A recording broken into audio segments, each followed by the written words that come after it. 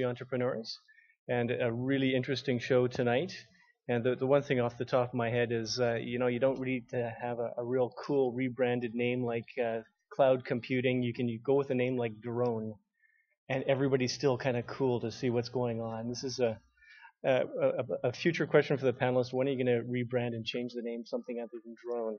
But anyways, I'm not going to do that. I would like to welcome everybody here and also point out that there were some people who put some pretty hard work into putting this on. That's Matthew Carlson from Colliers International, who is the vice chair of the Vancouver Enterprise Forum, and James McCartney from BCIT. If you guys can just hand up in the air and be recognized, stand up. Thank you very much for your effort in putting this one on. I'd also like to take a minute to thank our many sponsors and supporters who helped the VEF to continue to host these events at such a reasonable price. All of our sponsors and supporters are profiled on our website and the screens around us and at our registration desk.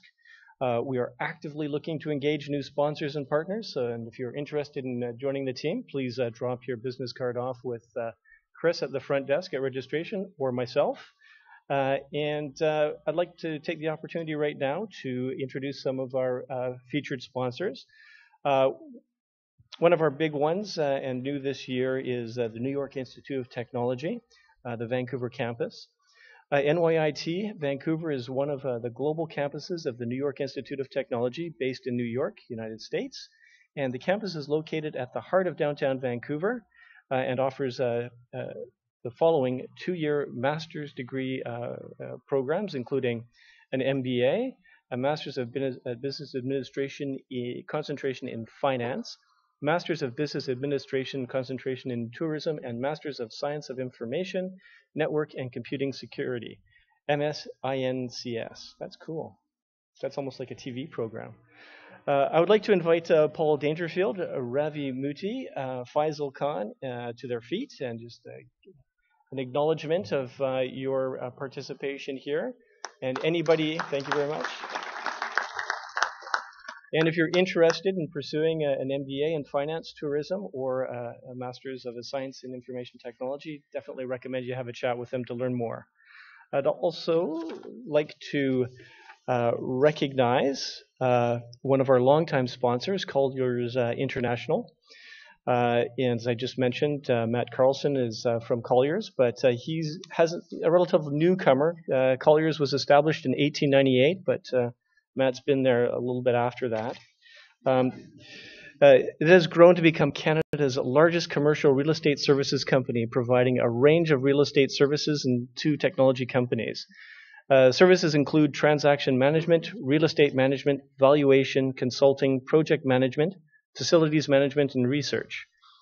Through a culture of service, excellence, and shared sense of initiative, Colliers Canada and our more than 1,300 professionals integrate the resources of the real estate specialists across Canada to accelerate the success of our clients. Colliers remains a Canada-owned company. For further information, please contact Matt Carlson, matt.carlson@colliers.com. That's a first. Cool. Now, I'd like to ask Hari Manhas, who is going to be on our panel shortly, and Matthew Carlson, Peter Munch, Kyla Ray Rusciani to stand up and be recognized for a round of applause. There you go. One of our other longtime sponsors is BCIT. BCIT conducts applied research to enhance the learner experience and advance the state of practice. BCIT also supports employer success and economic development by focusing applied research activities in areas that engage faculty, students to solve business and industry problems to increase competitive strength. I'd like to ask Chris Cambin, who is going to be on our panel shortly, Tim Horsfall, and James McCartney. James, again, if you can stand and be recognized in a round of applause for BCIT. We'd also like to acknowledge the Vancouver Economic Commission, who have sponsored our Lightning Pitch segment. And this evening, I would like to invite Paul Dangerfield from New York Institute of Technology to come up and moderate the pitches.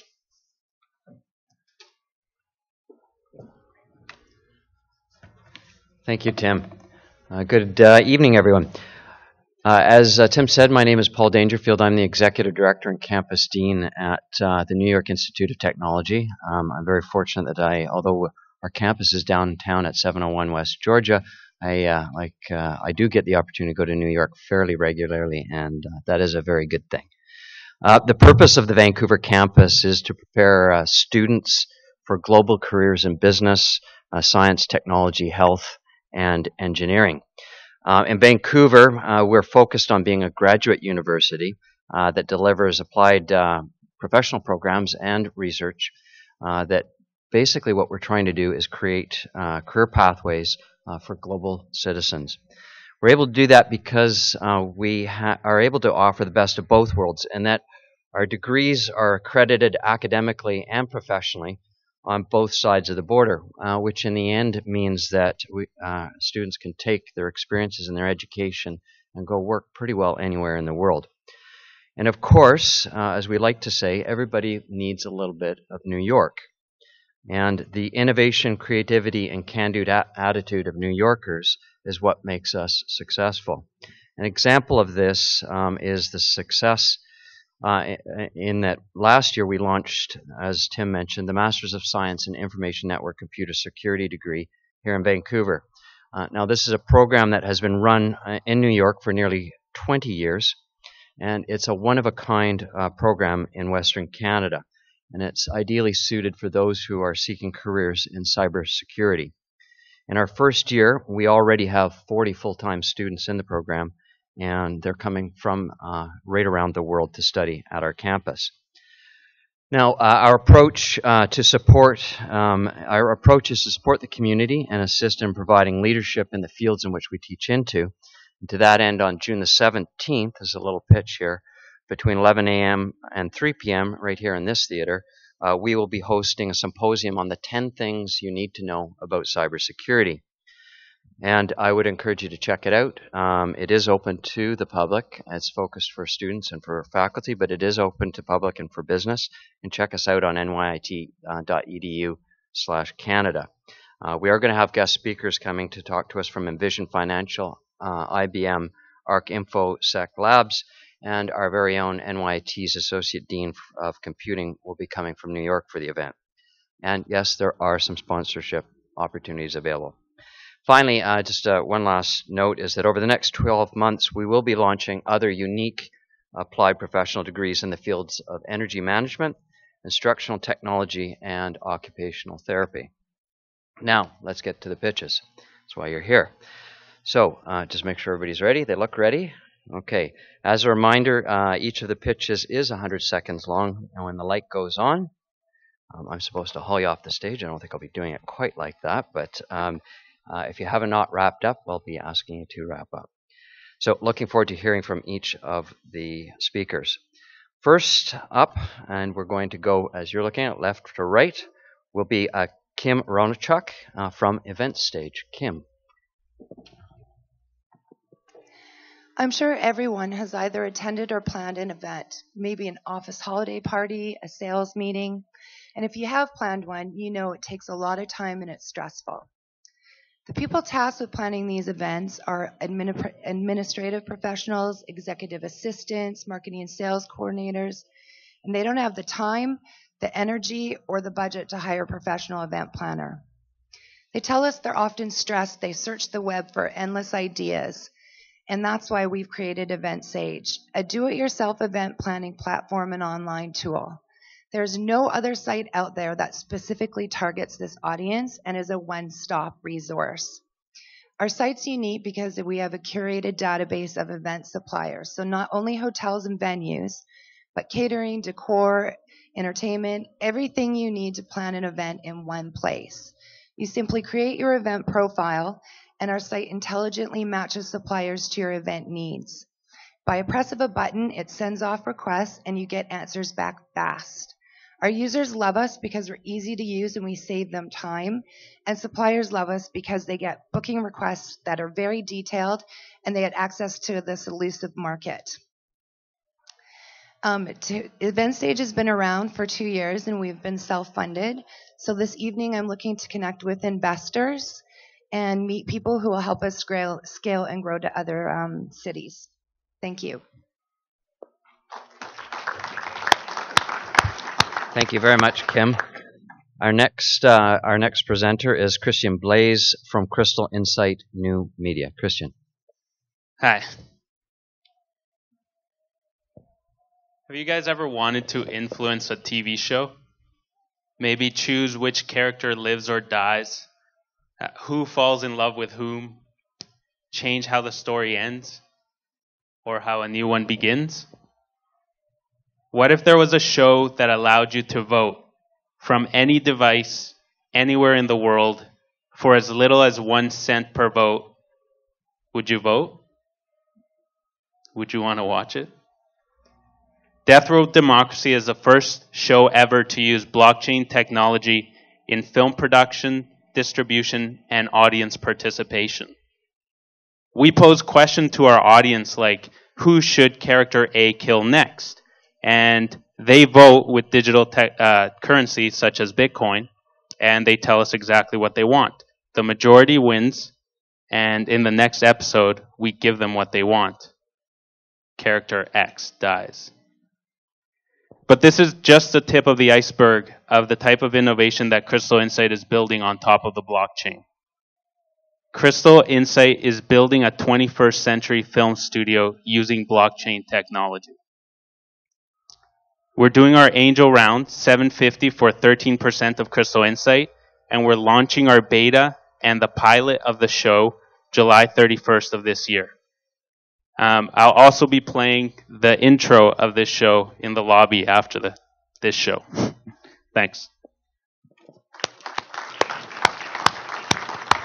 Thank you, Christian.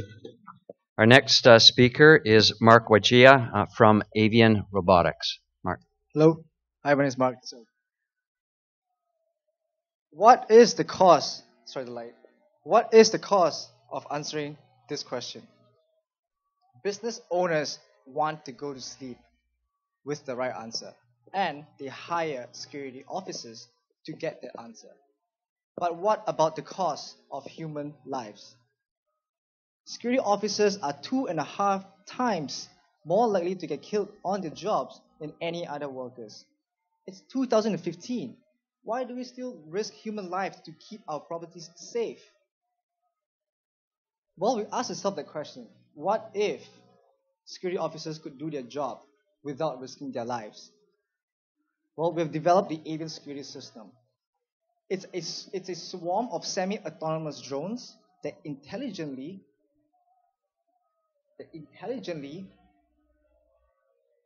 rapidly respond to emergencies and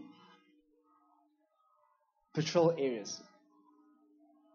Currently, we are on our 6th prototype, and we will be demoing next month. A public sector client will be implementing our system by year end. We are targeting businesses that own large outdoor properties with expensive capital. In the developed countries of the world, this market is worth almost $7 billion. We are a team of 11 members, and we are really passionate about disruptive technologies, and we are seeking for seed investment. Please do come by our booth later, and we are more than happy to tell you about technology and our systems use cases. Thank you. Thank you, Mark. Our next speaker is Jim Burke from Lyft RC. Good afternoon. As Paul said, I'm Jim from the Lyft RC team, and we are Vancouver's largest and fastest growing hobby supply shop for UAV and drone parts and supplies. We are designed for both the hobbyist and the professional alike. On a recent poll, we were voted #1 in Vancouver and in Canada for best hobby shop. We're working with premium brands such as 3DR, Rotorex, Luminaire, Fat Shark, and Immersion RC. We're also working with a video game developer designing an RC racing game, which will enable the pilot to use their own controller, practice at home, hone their skills at home without doing any damage to their own machine. Our racing team has been running for quite some time, and the biggest issue they're running into is finding a machine that is durable, reliable, and consistent. With this, our co-founder, Josh, has recently designed and now moved into manufacturing our own aircraft, the Lyft RC Freestyle V1. It's a carbon fiber frame designed with a nice rigid front, designed to protect the camera and your FPV. A couple different versions there. Lift RC. We are, like I said, based in Vancouver. We are working all across Canada. We're looking for investors to help us on our manufacturing and the extending our production line. Thank you so much. Thank you, Jim. Next, we have Sean Burke, different spelling of Burke, I discovered, from Front Funder, and he's here tonight through one of our VEF sponsors, PwC Canada. Thank you. Good evening. My name.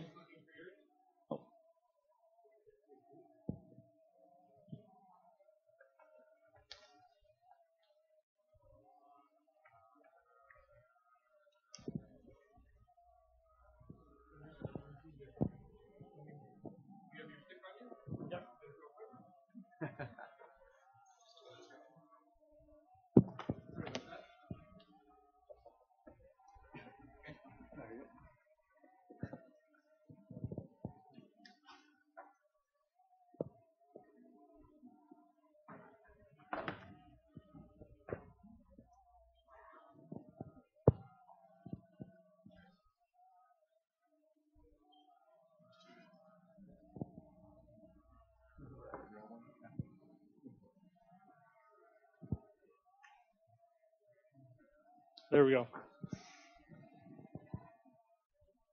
All right, good evening. My name is Sean Burke, and I'm the CFO of Front Funder.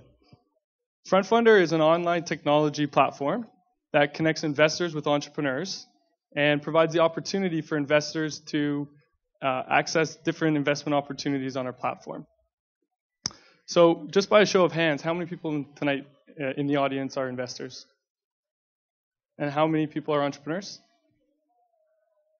And that's the exact reason what Front Funder is designed to do. We are trying to democratize the capital market space and create a new capital market. So through broadening the investment base, we're providing access to regular investors who can now look to invest in different companies that are listed on our investment platform. So no longer are we solely reliant on angel investors, venture capitalists, but instead, by broadening that base, we're providing access to a bigger number of investors. So think Dragon's Den, right? We're now putting regular investors into the Dragon's seat to choose which investments they want to invest in. And with that, we're actually launching our company tomorrow. So frontfunder.com is where you'll be able to see the first live investments that we have and detailed explanations on how, if you're an entrepreneur looking to raise money, how you can come to our site and learn more about how to get listed on our platform. And if you're an investor, regardless of whether or not you're an accredited investor, an angel or venture capitalist, you now have the opportunity to sit in the pitch seat and to make investments in different investment opportunities. Thank you. Thank you very much, Sean. And let's give one last round of applause to all our speakers. Thank you very much.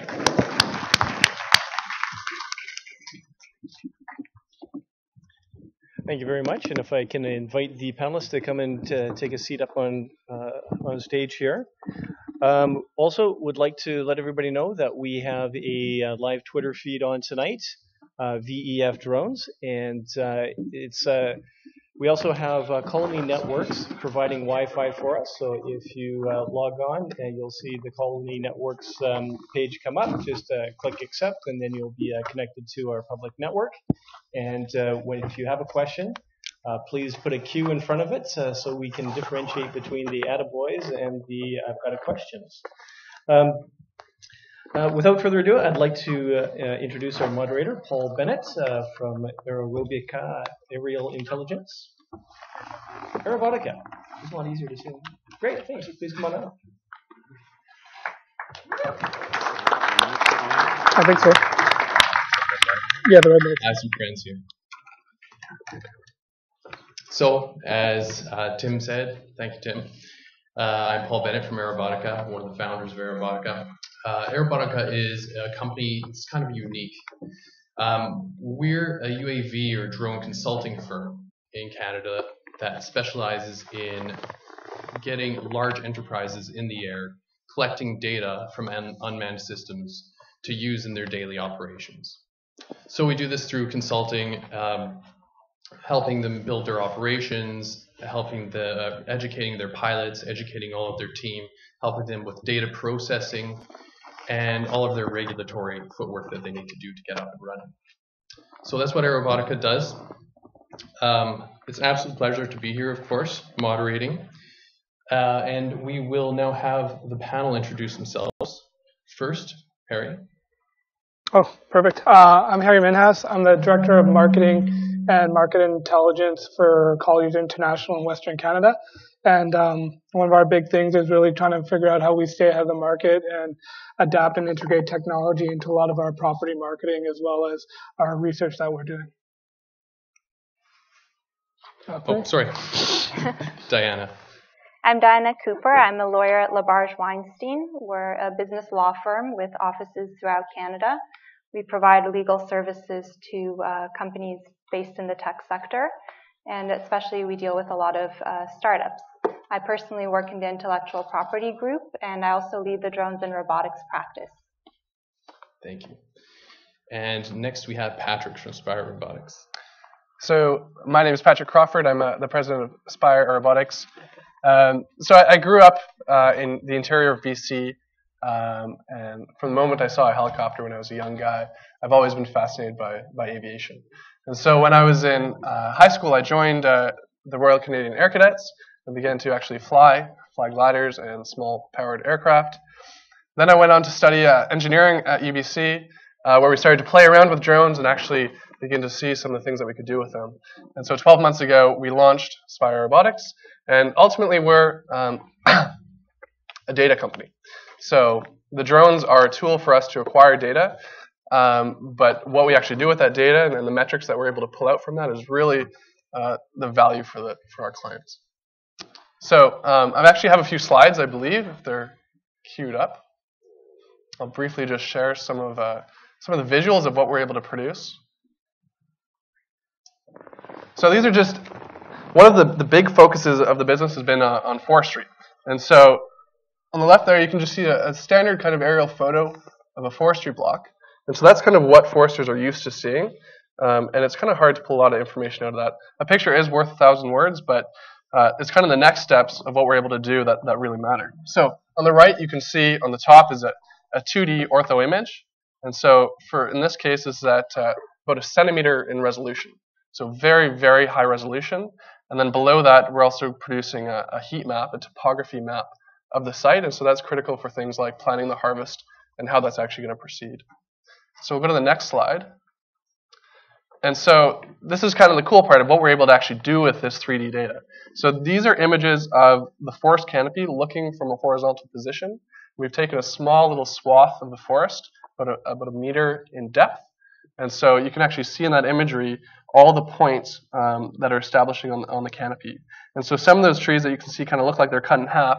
That's only because we're capturing just a meter. And so if you capture another meter, you see the beautiful canopy completely produced like some of the other trees. If we go to the next slide.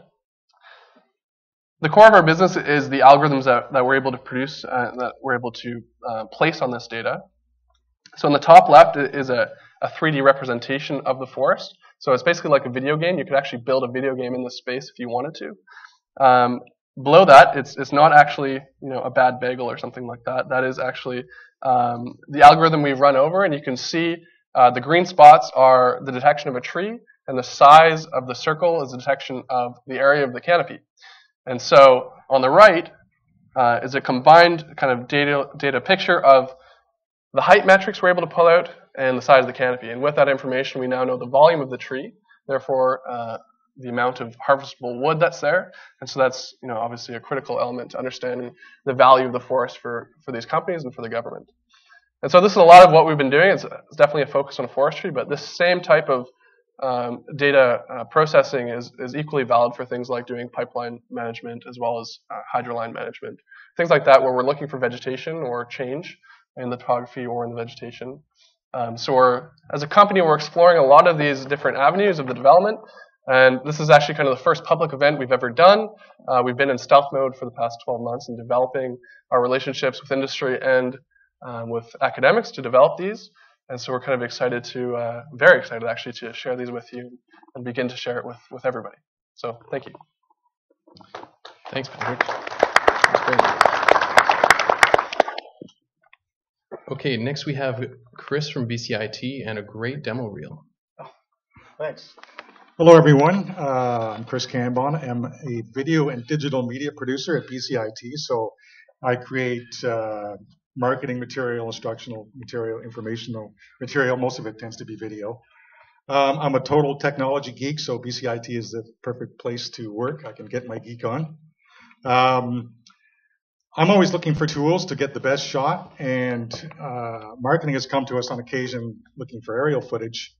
And of course, we would use traditional helicopters, which are very limited into where you can fly. I'm also not a big fan of helicopters after I did a shoot in Greenland with a slightly inebriated Russian military pilot. So I refuse to get in helicopters now. So we found that this is about 3 years ago. We found, I think this when the DJI Phantom first came out, we just had to get one. It was going to get all the slow-moving shots we could traditionally get on the ground with dollies and cranes and that sort of thing. And it worked out with its limitations. And slowly we built up to larger systems. I ran into actually our pilot, Tim Horsfall, who works in IT, an excellent pilot. And we sort of started the drone zone at BCIT.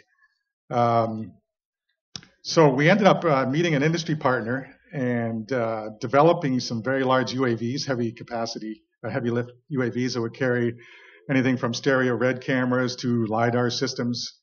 So that was a great experience for us. Of course, the big issue with us at BCIT is funding. Government's never too kind to us. So we're in the process of looking for industry partners to work with. So that's pretty exciting for us. On another note, I was in the music business for 20 years, so if I don't hear you for the first time, just yell it again. I'll hear you. And yeah, so we have I guess we can. Yeah, your demo reel.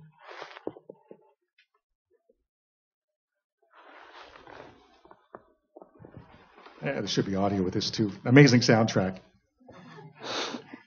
You have to imagine it. Anyway, I'll just explain a few of these shots. This is Denman Island, where we're doing actually shooting footage for the aquaculture industry there and some of the issues they were having. And they wanted to get some aerial shots. That's, of course, BCIT's aerospace hangar. Steel Trades program. This footage actually ended up on the Discovery Channel. We're actually farther away than we look there. And doing some test footage out in Porto Cove with a 4K camera system. BCIT's Marine Campus. And students doing training out on the dock. This is, again, inside the aerospace campus. There's a big, giant selfie mural there. That picture's actually thousands of selfies. Again, back on Denman Island, looking at there's actually a road system there. That's the Gooey Duck Farm, which is actually causing quite a bit of damage along the coast. BCIT is involved in doing river restoration on the North Shore. So we're in the process of capturing that and doing a documentary, which will be hopefully pushed to the Discovery Channel. That's the front. That's the new SW1 building at BCIT, which is pretty exciting for us, so it doesn't look like a prison anymore. Back at Denman Island, this is actually just the bed and breakfast Tim, the pilot, and I stayed at. Asked us to get some footage while we were there. So, all right, I think we end up with a lovely Denman Island sunset shot. Anyway, that's just a sample of some of the footage we can get with the camera systems now.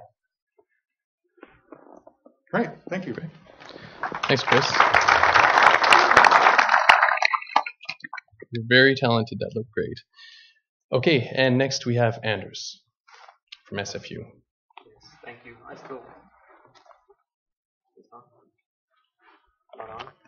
That's okay. I'll try to speak louder. I still work in a prison. At least my building kind of looks like it. Yeah, my name's Anders. I work at SFU. I'm a prof there. My background is in image processing. I've mostly worked with satellite data, but when drones came around, became affordable, it was impossible for me to assist, and I've started working with processing of data produced by drones as well. So I should talk more to Patrick and anybody else like him in the crowd. I've also been involved recently in a study that looked at potential privacy concerns that the rise of drones might cause, as well as public acceptability of various kinds of drone use. And that's pretty much it. Perfect time. Thanks very much. It's great to have you all here. So, unmanned aerial vehicle, remotely piloted aircraft. These are terms that none of us really knew until in the 1990s when we all learned that word drone. Drone was this new technological breakthrough. It was a new weapon in the modern battlefield, meant to keep pilots safe, meant to destroy the enemy with extreme precision. War has been the driving force behind thousands of years of innovation. Innovation in technologies that make our lives better, that make this society what it is now. Unmanned flight is no exception to this. Although it was started by war, by military, few realize just how far back we find the roots of this technology. Unmanned aircraft were born decades before the Wright brothers were born and first took flight in 1903. In fact, the first unmanned flight that was used was in a battle between Austria and Venice. That I didn't even know this war existed, actually. The date was August 22nd, 1849. Very, very long time ago. Austria launched a pilotless balloon bomb against Venice. It was relatively unsuccessful, but Venice did end up actually surrendering a couple of days later. Maybe something about bombs flying around in the air just seemed unsafe. In the 166 years since its inception, war has evolved this technology further. It's evolved it from balloons with bombs to kites with cameras for reconnaissance in the American Civil War, to balloons again being launched by the Japanese in World War II. Again, now to the ominously named Reaper and Predator, how would I forget that are in the air right now, thousands of miles away. But war again has brought us a technology that can take us a step further. Something that can be used for good, something that is being used for good. It's being used for humanitarian efforts in war-torn and weather-ravaged areas. It's being used in search and rescue to save lives. It's being used to conserve one of the most precious resources, water, through precision agriculture.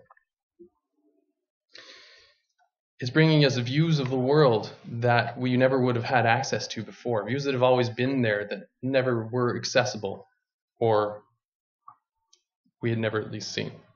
Very few had seen. So we have a video, a couple of highlights, the good and the bad of this industry, of hobbyists and professionals alike. So I think most of us have seen this video, or this part of the video here. There we go. Beautiful sights, right? You can understand why people will get excited about this technology when they're able to do this kind of thing. We know Amazon is trying to deliver. They're now, of course, developing in Canada because of our regulation, and really because of the regulation in the United States.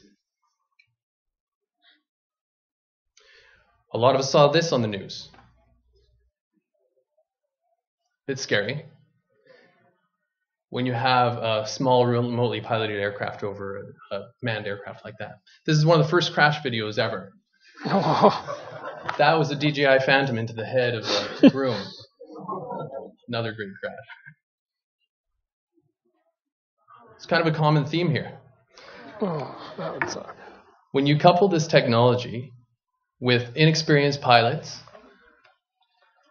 with perhaps malicious pilots, people that are just doing dumb things, it has potential for some pretty disastrous effects.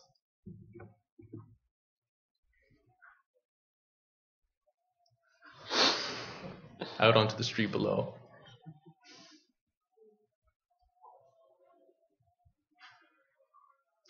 And here's the good. The ability to save lives. You can imagine how much faster that aircraft is traveling at 30 or 40 kilometers an hour, faster than the actual lifeguard swimming out. We've also had our share of April Fool's things that aren't necessarily that real, but great concepts.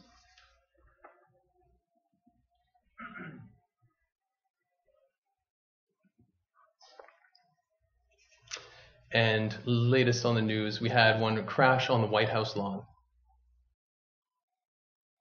But here's some of those views that we're talking about. Never accessible before. Apparently they melted several aircraft filming that. And then we have the irresponsible. The ones that our guests from Transport Canada here today are actually looking into right now. And we have close calls. Such a great save. Thank you. So, it's not all good. We're trying to do good, but it's not all good. These of use, the affordability, the ability to see from these devices as if you were in them, is bringing it to the masses. It's appealing to the masses. There are many people that are buying them, many getting up to all kinds of mischief. Irresponsible, inexperienced, or malicious operators are bringing on new concerns like safety, privacy, drug smuggling, terrorism even. We've seen them crash land on the White House lawn, nearly collide with airliners, carrying hundreds of innocent lives, of course. We've seen them chase their friends shooting Roman candles or collide in sporting events with actual athletes. It's become the new Wild West, the wild skies, if you will. This is why we have regulation. This is why we need regulation. Regulation that, albeit is relatively mature in Canada, is difficult to enforce with the resources that our government has. A regulatory system that is already running ragged, trying to keep up with the demand. A regulatory system that is having trouble traveling at the speed of our invention. What the future holds is more innovation. Innovation in the technologies that we use, innovation in the uses of these technologies, but can regulation keep up? Can we continue to evolve and be compliant? Many organizations are choosing not to be compliant. They're weighing the advantage of development and getting ahead in the game against the cost of being caught, being fined, which we'll talk about. This technology has also created a new market, of course. A market of government agencies, aerial photographers, researchers, hobbyists, everyone looking to leverage unmanned flight to capture the world from above. This market's grown into a multi-billion-dollar industry and is projected by 2024 to be a $91 billion industry. Already we're seeing millions and millions of units like the DJI Phantom, which was actually the majority of those crashes there. And involvement from some of the world's largest innovators like Intel and Google, and now Amazon. Canada is a drone powerhouse. We have hundreds of startups, many industry leaders amongst us. We have potential to become a world leader in unmanned aviation. Here on the panel today, we have some of those leaders. We have experts in regulation. We have organizations that employ unmanned flight to make a difference in their business. And so now we will get to our question, or pardon me, we'll get to the panel.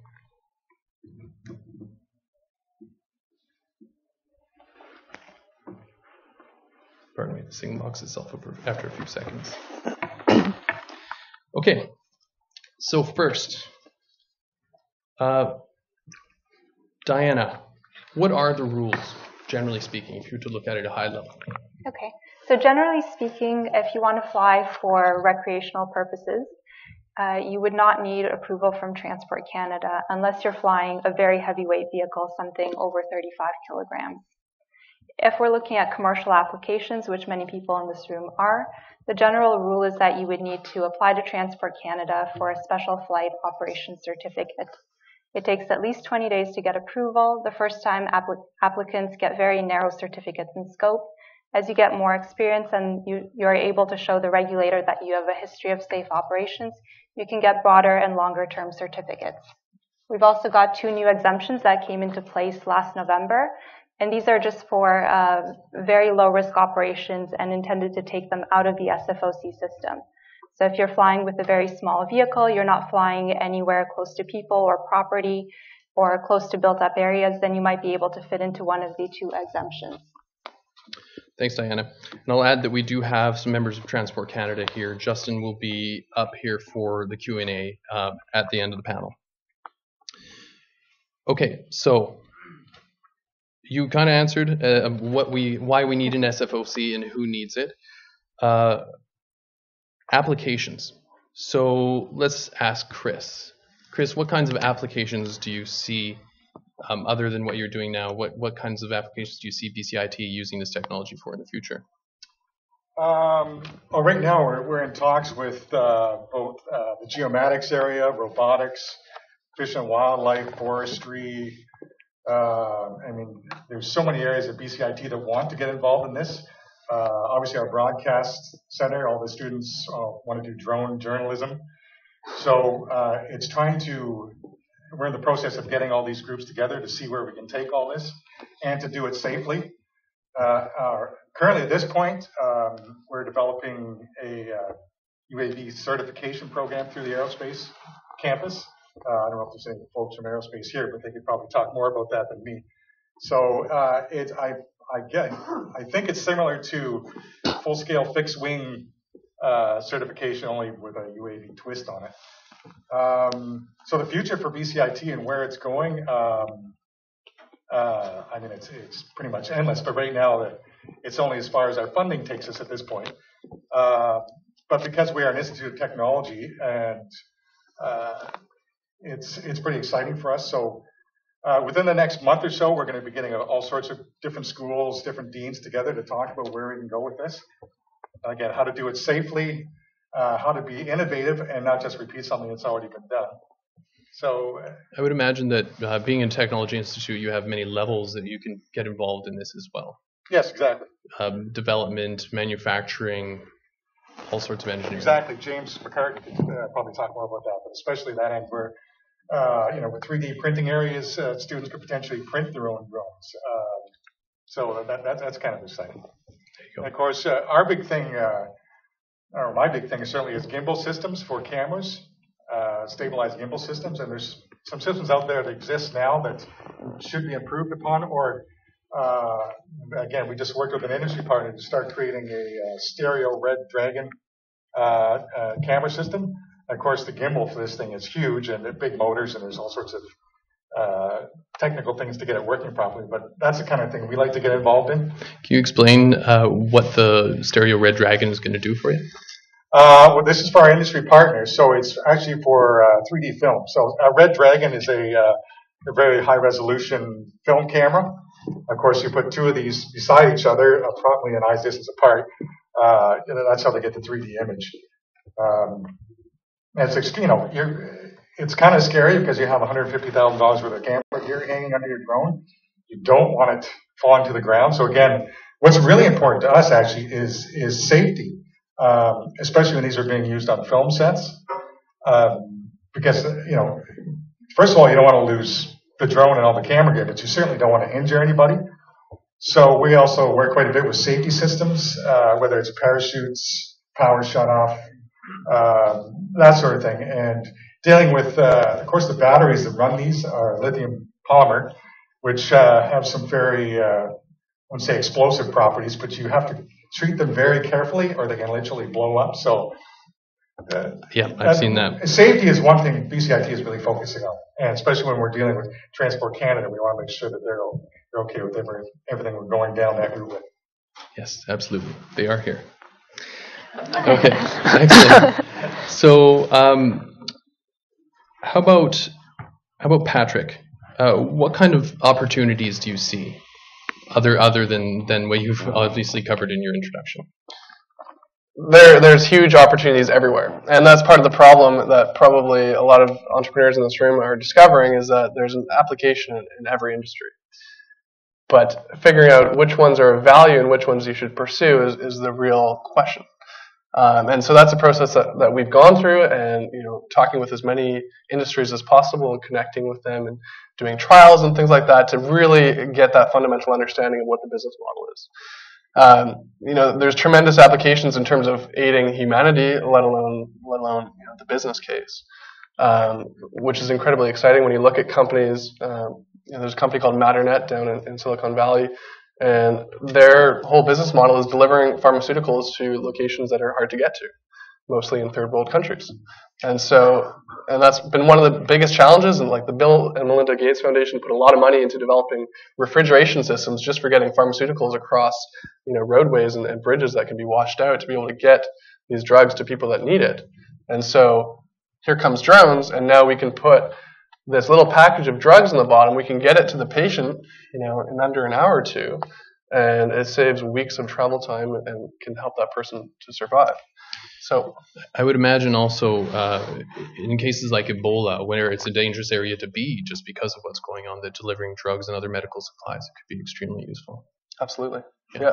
And in terms of kind of applications around us, anytime there's a disaster of any sort, whether it be on a railway line, a derailment, things like that, where you don't actually know what is in the air, and there may be issues with putting personnel in there. Drones become a tool that you can use to go in there and check things out. You can actually measure the particulate levels with different sensors. You've got a visual of what's occurring, and potentially save lives and increase the safety of that situation.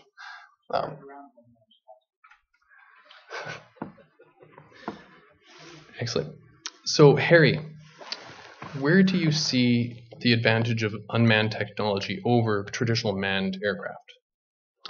Well, for us, we've had it's a cost challenge a lot on our side when we're doing a lot of property marketing and creating marketing collateral, as well as how do we best illustrate some of our larger assets, especially when you're looking at industrial land or you're looking at larger acreage and different components on those acreages. For example, we had a school site that we were putting onto the market, and there was an actual there were portables, there was an admin building, there was the gymnasium, as well as the boarding facility, and now spanned over 6.5 acres. And typically that's very hard to capture, very expensive when you're renting a helicopter, and the ability to get close enough to see a lot of the details. So for us, when we were looking at opportunities of how do we capture this and how do we best illustrate it to our potential clients. And so that's where we started looking at the drones, and our industry is a laggard when it comes to technology. So whether it be commercial or whether it be residential, we could have probably just taken the drone and literally gone straight up and taken a picture, and everybody would have probably been floored when it comes to commercial real estate. We're still doing aerials off of Google Maps, etc. So when we were able to fly over, and we used Rareborn, one of the companies was great cinematography, and we incorporate a lot of motion graphics as well as CGI. So we're starting to see a lot of post-production as well in our UAV flying, as well as what we're trying to illustrate to properly showcase a lot of our properties. So the big thing for us now moving forward is how do we continue to illustrate our properties in the best light. And so one of the things that we've been able to do, which you can't do with a helicopter, is fly it into an industrial building as well and be able to capture different perspectives. So that's where we're seeing it going. And then moving forward, we're keeping an eye on a company out in France called Sysvio. They're looking at combining live real-time augmented reality with their drone application. So that would be great for our real estate construction companies. And then as well as for us when we're taking clients on tour and we want to get those drones up there to really show them how their properties would look on that site itself. Excellent. Now, you said, didn't you, that you also fly indoors? Correct. For some large buildings, very spacious and stuff. Yeah, so our industrial space are about some of them can be 200,000 square feet up to 500,000 square feet. So Diana, what's the regulation around that? I knew we were heading there. Especially We didn't do it. In preparation for the drone selfie tonight, here we go. So if you're flying indoors in Canada, then it really depends on who's going to be there. So if you're doing something, basically a test, and it's your own company and staff there, you don't need permission from Transport Canada. If you have, so you're good.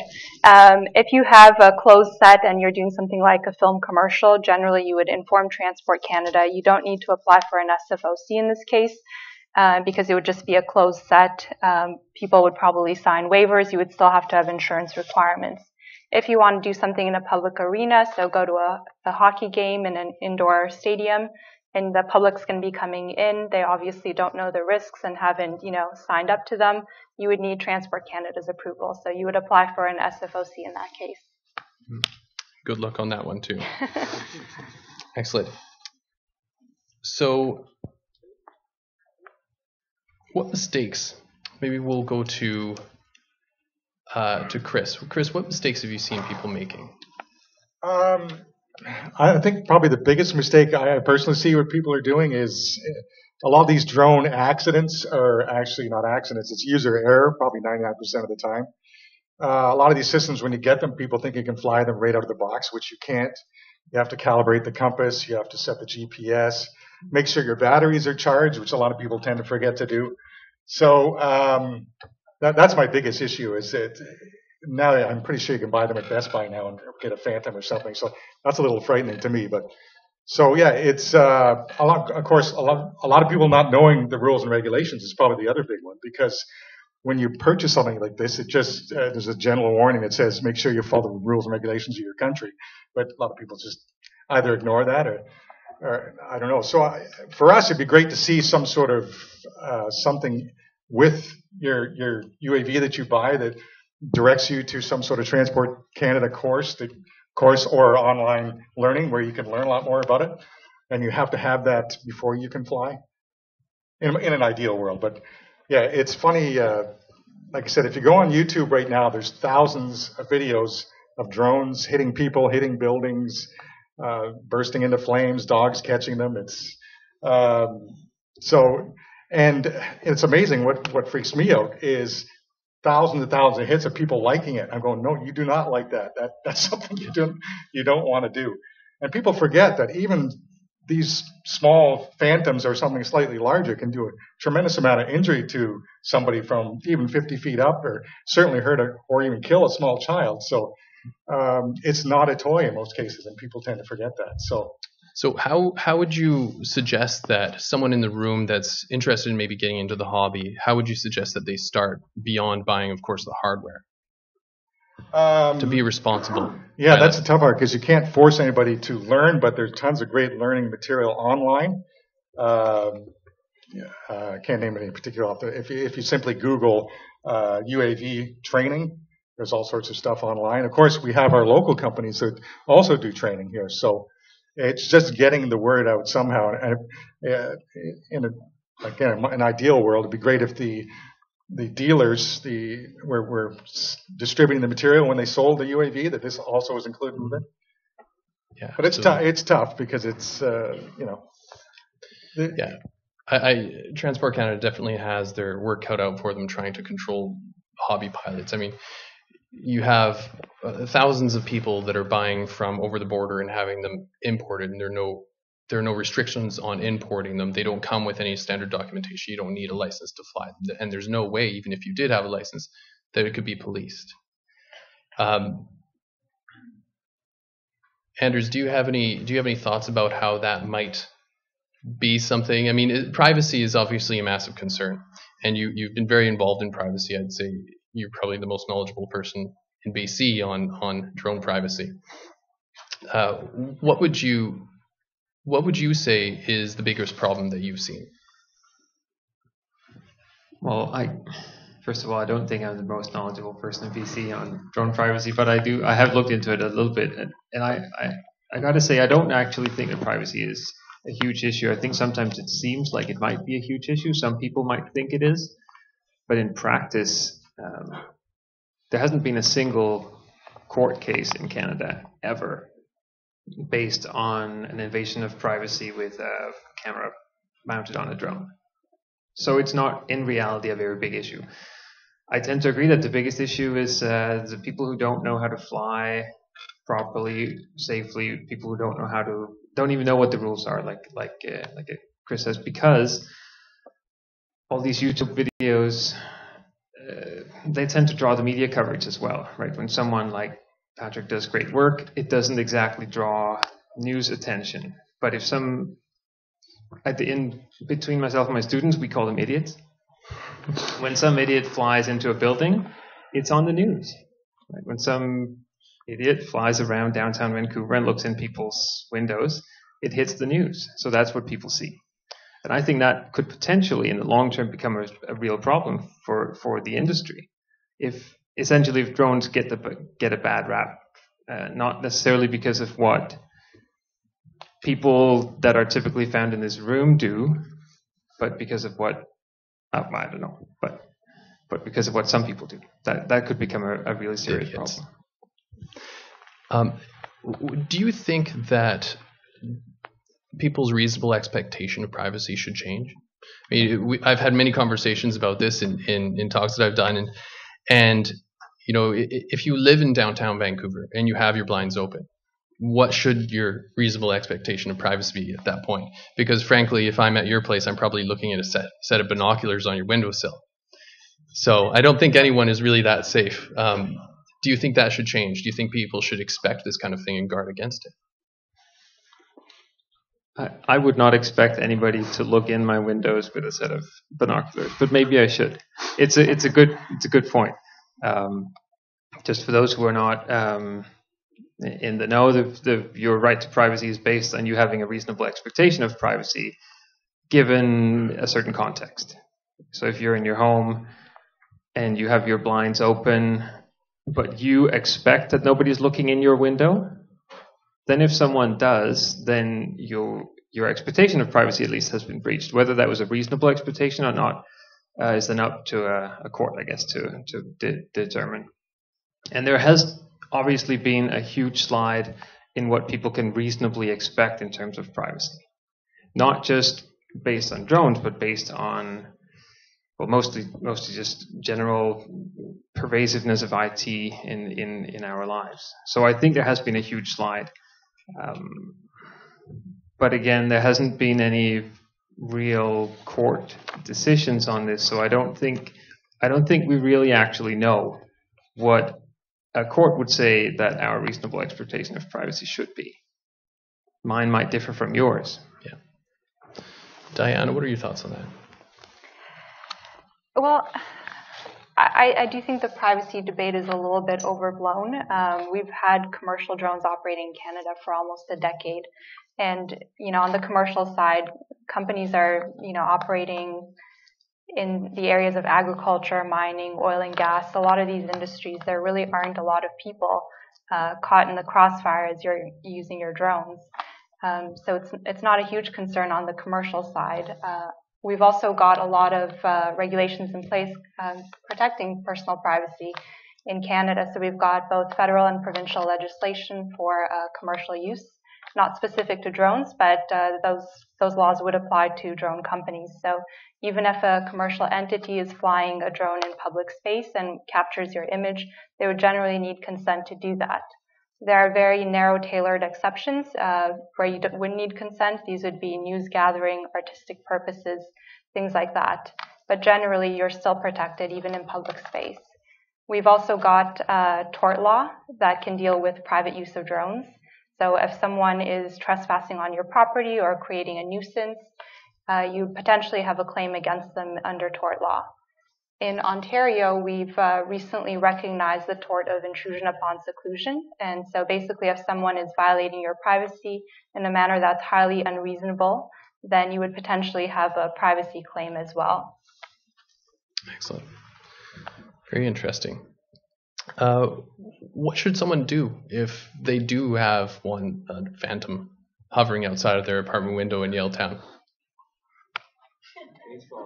Baseball bat? Is there anything that can be done, other than putting it on the news? Chris, you've got something. Like I say, in most cases, I think you should contact the RCMP, and they will notify Transport Canada in most cases. Yeah, excellent. Okay, so Patrick, what do you think is the next big step? What do you think is something that's missing, maybe a missing link that needs to be developed? I wouldn't say it's a missing link, but it's definitely a large component to opening up a lot of different applications, and that's sense and avoid technologies, which is exactly what it sounds like. So being able to, for the drone to actually autonomously see something in front of it, say a building or like a structure of some sort, know that that's there, and then be able to respond autonomously to that threat, whether that be moving to the right, which is like traditional aviation standard, or whatever the case may be, being able to respond to that. And until we have that capability, that's basically restricting a lot of our capability to do things like beyond line of sight operations. So, it's all great to think about something where you can, fly a fixed wing down a pipeline, for example, and have video of the entire thing and be monitoring it at all times. But if there's something in that airspace, at present day, it'll smash right into it, just like those videos, and, which is obviously a huge safety risk and not good in any way. So there's a lot of researchers and companies working on that technology. It's coming along, but it's definitely early stage. I always view drones as kind of like we're in the 1980s of personal computers. Like, we're starting to see some of the benefits, but they really haven't expanded to the point of capability yet. And so there's a lot of advancements that's occurring even in the past year. There's been huge evolution in things like battery technology to allow us to fly longer, and that's just going to continue at an exponential rate. Excellent. What do you think, Chris? I was going to go completely on a different topic here because after I thought about something I said before. Feel free. On topics of things that really kind of annoy me. The whole world, especially media, is focused on UAVs right now and expecting something terrible to happen. It sells news. They very rarely focus on the good stuff. So I really like to see that change somehow, but it's a slow process. It's new technology, which frightens a lot of people, but at the same time, we can't stop new technology simply because we don't understand it. For the same reason we wouldn't have planes or cars now. When the car first came out, people thought it was going to be the end of horses, and that was terrible.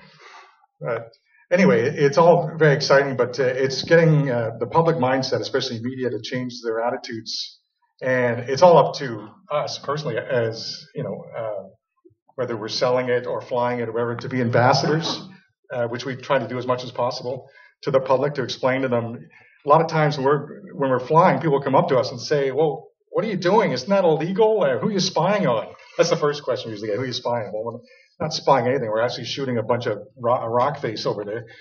And then we start explaining the technology, and people go, "Oh yeah, I get it. I understand it. This makes sense. Now I want one." So education as far as UAV technology, getting media, especially somebody like Fox News, not to put out silly stories, would be great. But it's the media.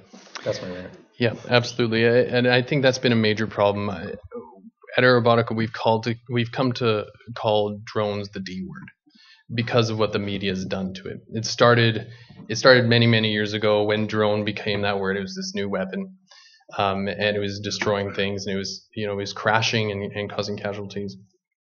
And we've really started a movement to try and have it called by its proper name, by unmanned aerial vehicle or UAV, by UAS, by remotely piloted aircraft system.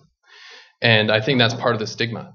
You hear that D word and you automatically assume, or the general public automatically assumes. But you're right, the media jumps on it extremely quickly. Yeah, because obviously when people hear drone, they think military, they think weapons, which not, that's not the case. And of course, when I think a DJI Phantom ended up on a South Park episode, that was the beginning and the end for me. Yeah, absolutely. You've made popular culture when you're on South Park. Well, I guess it could have been a good thing, except that I guess they were spying on people. Yeah, excellent. Sorry, I locked again. And what other advantages do you see happening, Harry, in your business in sensors specifically? You know, we're talking a lot about aircraft, but there are also a lot of types of sensors that can collect other types of data.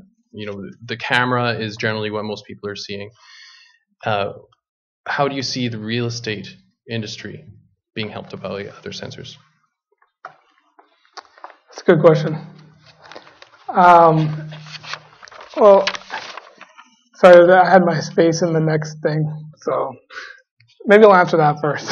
Okay. I think one thing that I did want to touch on, and I think it's, you know, we've talked about how the drone technology is quite new, and you know, people are starting to get really invested. And for me, it's not about really on the not just on the hardware side. I think one of the big things that we're going to start seeing is just a lot more partnerships, and where the software is going to play a big role in what we're doing. So I think, you know, like what Patrick's been doing with the algorithms for all the forestry stuff that you've been working on, I think that there's going to be a lot more. And as I mentioned earlier, the AR stuff and being able to use those algorithms, not just for the real estate aspect of it, but you've got infrastructure projects that you can map out.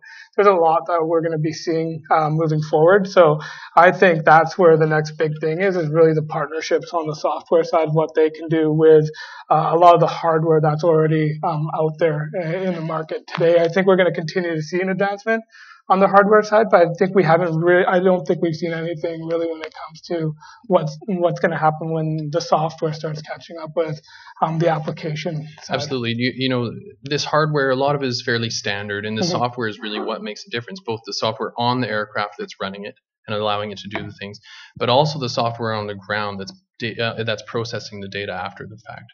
So Patrick, that's kind of your area of expertise. Data processing is a huge thing. Cloud is a huge thing right now. What trends have you seen in the industry with these cloud companies that are now starting up and taking data from aircraft that are flying around and processing?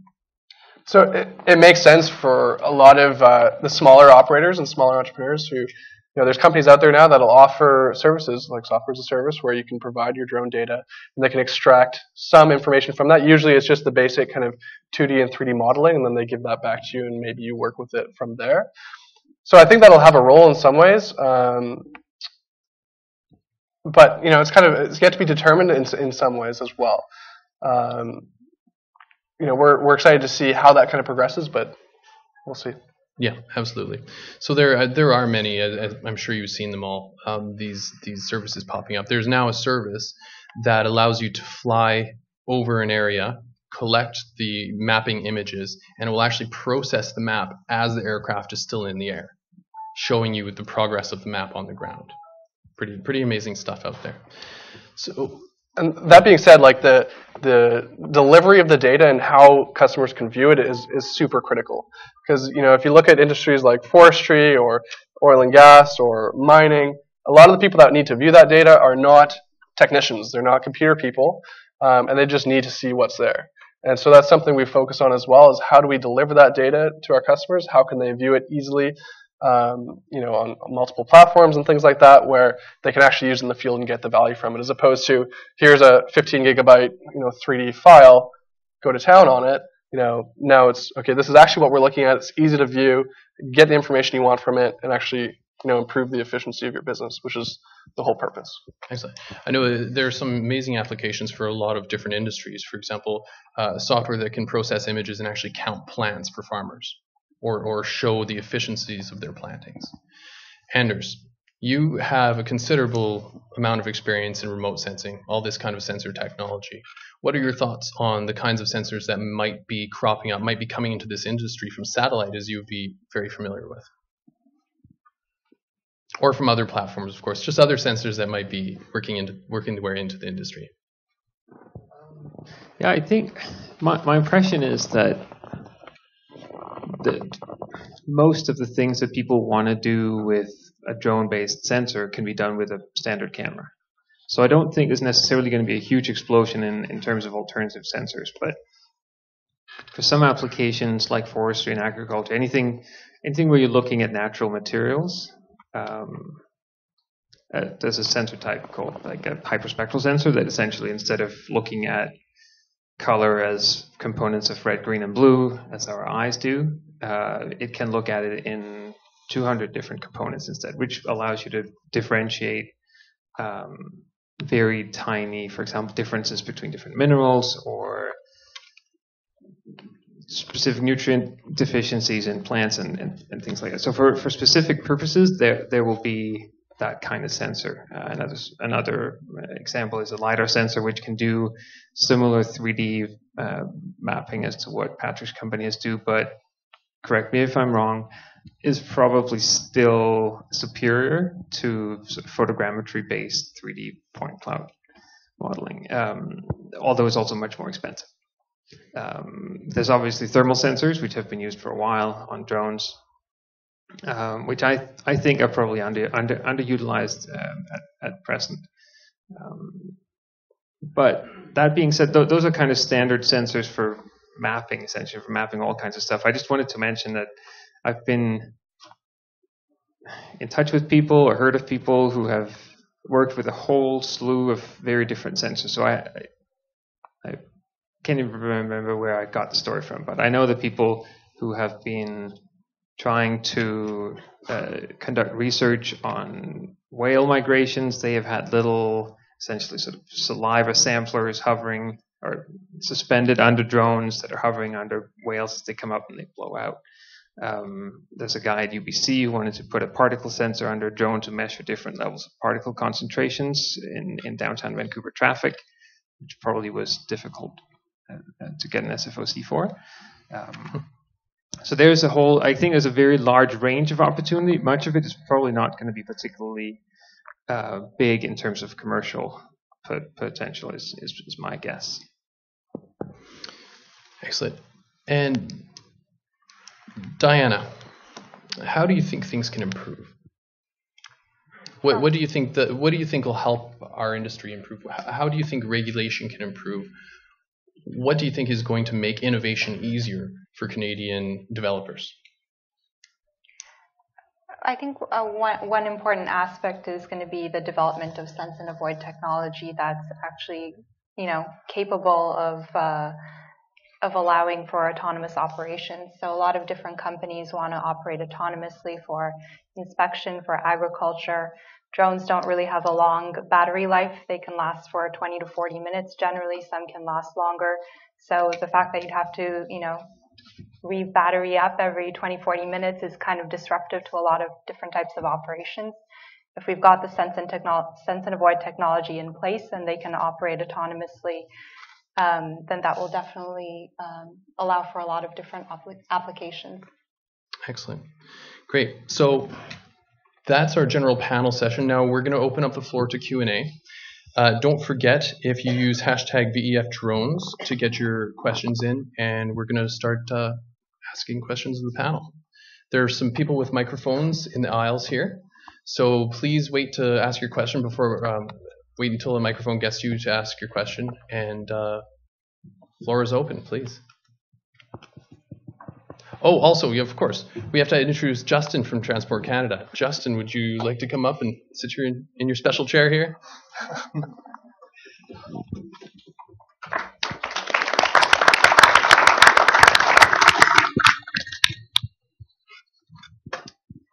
Questions?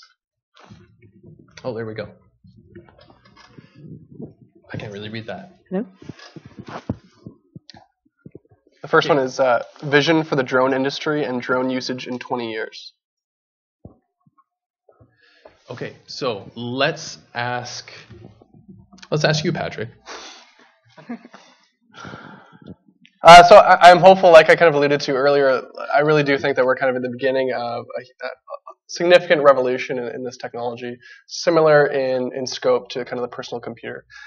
And I know that sounds like a huge statement, but I think that just of what we've been able to do today in terms of the data capture and being able to track kind of progression of things like forests, there's really just unknown possibility of what can be done.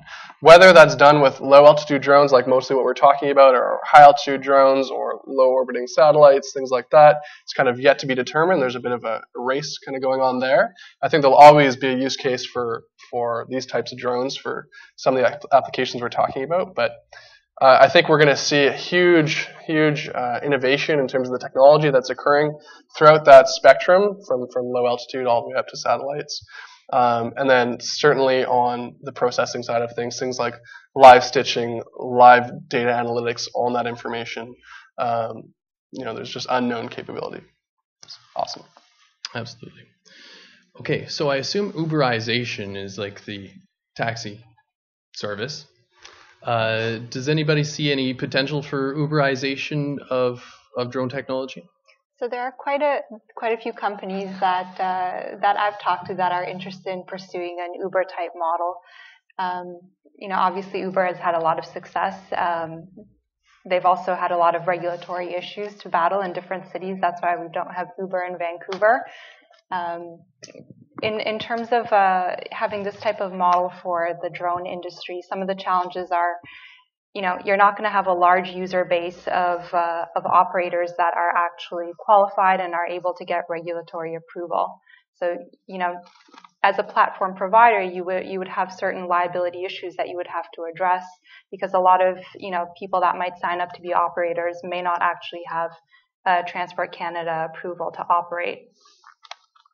Excellent. And I think there is actually, just jumping in on that, I think there is one company that I've known called DroneBase that I believe is already starting to do, and I can't remember if they're in Canada or the US, but they've already started that sort of Uber model, and they have, I guess, a collection of operators that will just go out and meet the clients on site depending on the location. So you actually just put your request in, and then they're going to basically send the request out to the operators to meet you there. So it's pseudo getting there, but as Diana mentioned, it's going to be a challenge when it comes to the regulations and safety record.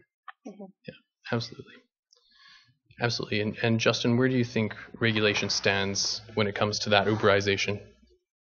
Well, it would just be a group of independent operators applying for their own SLCs. So they'd have to apply individually, get the approval, and then they would be able to operate within that approval. So they'd be able to take on any jobs or anything like that they can do within that set of Would they apply per job or in general? We do kind of two different levels. So we have different levels of applications. We have a simplified procedure, a restricted complex procedure, and a compliant procedure. The simplified procedure tends to be per job. So someone's going to go and take a picture of a house or a warehouse or something like that. They would apply for that job. We'd give them an SLC that would cover a couple of days. Sorry. And then as they move through, if they apply to more of a restricted complex type operation, which requires a lot more systems-based things, we need to know that they can be compliant, not just now, not this weekend, but well into the future. They can operate up to a year or 3 years in large geographic areas, whether it's the province of BC or multiple regions. Justin, I have a question for you. A compliant operator certificate. Is this available now? Is it something that that organizations can apply for, and can you explain what it is if it's available? It is available. Organizations can apply for it. It's kind of the highest level of application that we have. I don't know of any that have a compliant operator certificate here in BC. I know there's one in Quebec. I haven't had anybody apply for them. They're they take a lot of work, a lot of back and forth to get it done. They're very systems based, right? So we want to see not only can you operate the UAV safely, but do you have the systems to allow others to operate? Do you have training programs, maintenance? How are you going to keep the thing in the air? All those kinds of things, right? So it's a pretty robust process. It aligns a lot more to how we certify air operators, like aircraft operators. So it's an interesting way to go. But like I said, I haven't done one yet. As far as I know, we don't have one in BC, but it is available. You'll be hearing from us shortly. Get ready to start processing. What if we're already a commercial pilot and don't see somewhere within? Then you'll be very familiar with our processes, but it's a different process. You have to apply separately. You can't get like an op spec to run a UAV on your normal ALC, right? analytical process would be similar.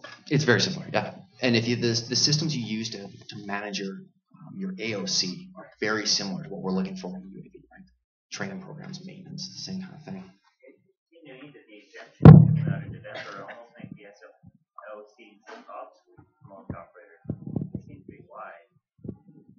For some operators, where they're more for this simplified thing, or people that are kind of out away from people in unoccupied, unbuilt up areas. If you want to fly through like the city of Vancouver, or I'm on Vancouver Island, so Victoria and Nanaimo, any of the hubs, you're going to need an SFOC. So for forested areas or agriculture areas, that would work, but anywhere else you need an SFOC. Generally speaking, yes, but with some, forested areas that are near things may require an SFOC, and it depends on the application, depends on the size of the UAV, it depends on what you want to do with it. You have to read through the exemptions, which are available online, and just make sure that it does apply to you. If you have any questions about it, feel free to contact your local Transport Canada Center. Are you looking at any kind of cost or approval? Should we put our hands up and get a microphone if there's a camera filming everything? So get a microphone. I think the microphone's on stage. Okay. If you can repeat the question. Sorry, I didn't hear. Are there any plans, like I know in the US they're talking about having a streamlined process for first responder and public safety organizations? Is there any plans to include anything like that? Because I hear that it's sort of 60 days nowadays is the standard for these. It depends on what it is. I don't know that there's any plans to do it differently. We have a lot of first responders that have blanket SFOCs that can operate. Like the RCMP, for example, has blanket SFOC to use their UAV. We have other applicants that have their third-party organizations that are looking to contract to first responders, right? And we're working on those types of applications. But it's not a separate process. It's the same process. Yeah, and if you were kind of providing services to these companies, would that be considered part of the application, or is it kind of a completely separate process? Well, we just do the flight part of it, right? Like if you want to sell your contract or sell your services to a first responder agency, that's completely separate. I'm sure they'll require you to have an SFOC before you can do it, but we require you to have the SFOC, not necessarily the first responders, right? It's the operator of the UAV who's selling the services. Excellent. And I think we've got time for probably about one more question.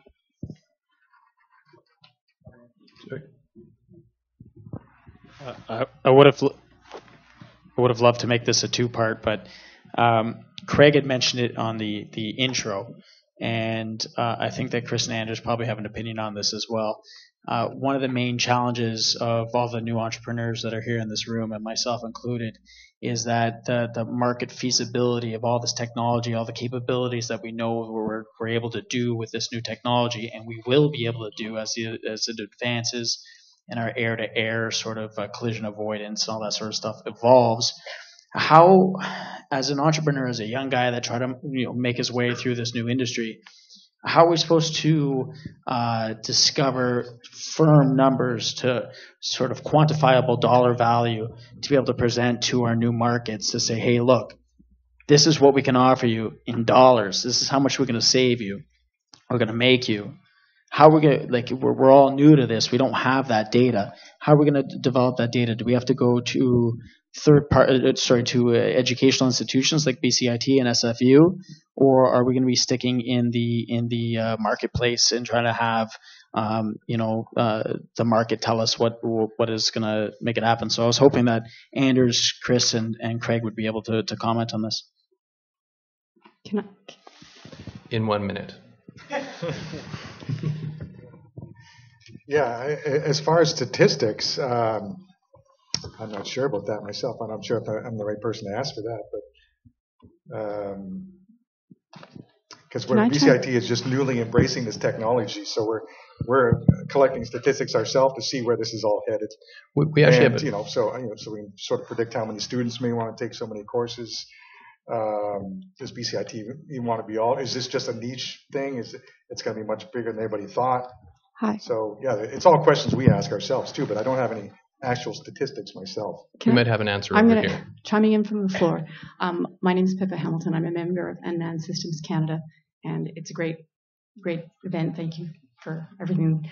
To that end, though, and to some of the big questions and comments that have been made, I wanted to highlight that there are efforts right now across the country actually, to work to establish some of those market-validated requirements to both educate providers of these solutions in terms of what every industry sector scenario, operational scenario requires, as well as to help educate industry on what the capabilities can provide, because when you're looking at fixed wing, rotary wing, they're very different. There's tremendously different scenarios. This has been mentioned. It's a very new area. It's been the challenge worldwide to determine these things. Canada is well positioned for to take this on. There are a number of universities, there are a number of colleges, there are a number of organizations in private sector that have been keen to solve that problem so that we can get to market faster, both in Canada and worldwide. So I guess I wanted to close by saying, to that end, market validation studies and consortium efforts that would involve multiple institutions like BCIT, like SFU, but also UVic, UBC, others across the country that have already got very advanced efforts. The idea is to leverage these, what we're already learning, get there faster. So ultimately that presents a follow-on for both investment and opportunity, especially in this day and age when there's potentially more value back on and better ROI on investment for those that are looking to invest in some of the players. That's great. Thank you. And of course, anyone that is in the industry would strongly recommend that you get involved and become a member of Unmanned Systems Canada, maybe attend the conference every year. And that's it for Q&A. Thank you very much for all of your great questions, and thank you so much to the panelists that have done such a great job of providing a view on the industry.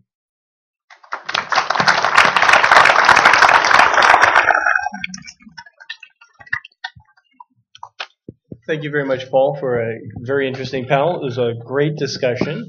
We are not going to release the panelists yet. As a matter of fact, Chris is going to buy them a drink, and they're going to be trapped down here to answer more of your questions, which I'm sure you've got a lot about. So please feel free to come on down and engage with the panelists, and also our guest panelists from Transport Canada. Also, we've got our lightning pitchers up in the audience, up in the lobby. Please have a chat with them and talk with them. We've got a bunch of drones that you can take a look at, and we also had promised a drone selfie opportunity, but there's a technical issue, and I'll try and condense this into. Somebody told me that we were going to get a croissant-sized drone flying, and I saw it and I ate it, so I'm sorry. I hope so. It was good though. So next time hopefully we can do a drone selfie with you later. Otherwise, I will be glad to stand on the table, hold your phone, and do a selfie for you. Just let me know. June 16th, we are having thank you. Ask Jason, can anyone fly a van under 2 kilograms and charge a fee for it, or use the content commercially without an SFOC? Oh, ask Justin. There you go. Somebody has a question for you. But I'll let you answer that as soon as I get through this last one, which is on June 16th, we're holding a mixer for our to thank our sponsors and our speakers that will be held at Mahoney & Sons at Canada Place. Tickets are limited, but you are welcome to come and join us. So please sign up quickly because those will go quick. And beer is definitely the key of that event. No speakers, just a lot of fun, quick meetup. Finally, thanks for coming. If you'd like to become a member, just a mere $200 gets you a season's pass for the whole set of events, and looking forward to joining you for some drinks and some light food out in the lobby. Thank you very much, and see you again.